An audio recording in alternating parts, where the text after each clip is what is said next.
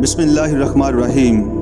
मुअज़्ज़ज़ सामईन इकराम, क़ाइद-ए-आज़म मोहम्मद अली जिन्ना के private secretary मतलूब अल हसन सैयद ने अपनी किताब में एक वाक़या लिखा कि कायद बरतानवी हिंद की मरकज़ी कानून साज असम्बली के इलेक्शन में कैसे मुंतखब हुए।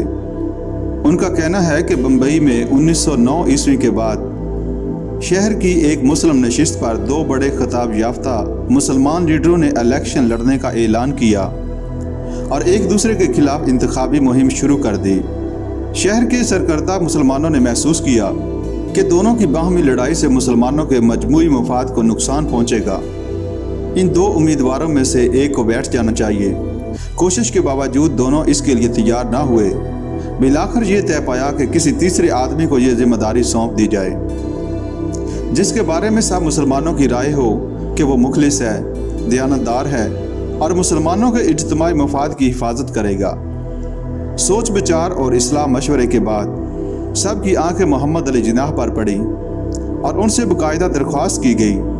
यूं क़ाइद-ए-आज़म बिला मुकाबला मुंतखब हुए क्योंकि इनके मुकाबले में कोई उम्मीदवार नहीं था। जबकि हिंदू सीट पर मिस्टर गोखले को इलेक्शन हारना पड़ा। बतौर पार्लिमानी लीडर कायद का किरदार इंतहाई बेदाग रहा और इस दौर में वो बैक वक्त कांग्रेस के मेंबर भी थे और मुस्लिम लीग के भी।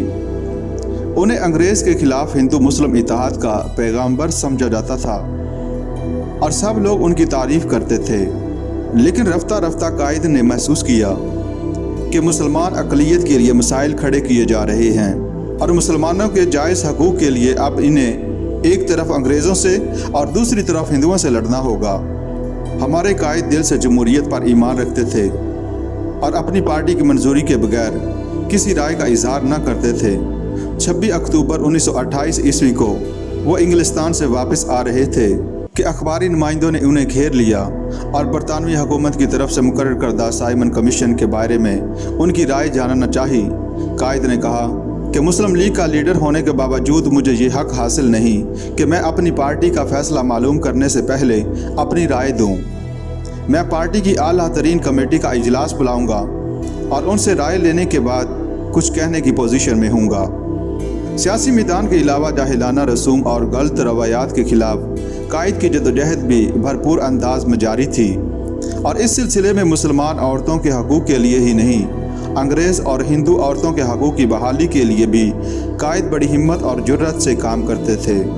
ज़माना तालिब इल्मी में क़याम इंग्लिस्तान के दौरान कायद अंग्रेज़ ख़वातीन के हकूक़ के लिए सरगर्म अमल रहे। ये बड़ी दिलचस्प बात है कि 18वीं सदी के अख्ताम तक खुद जमहूरियत के दावेदार मुल्क इंग्लिस्तान में भी ख़वातीन को वोट देने का हक़ हासिल नहीं था और कायद लिंकजान में कानून के तालिब इल्म थे तो इंग्लिस्तान में ख़वातीन के हकूक़ के लिए मूवमेंट शुरू हुई।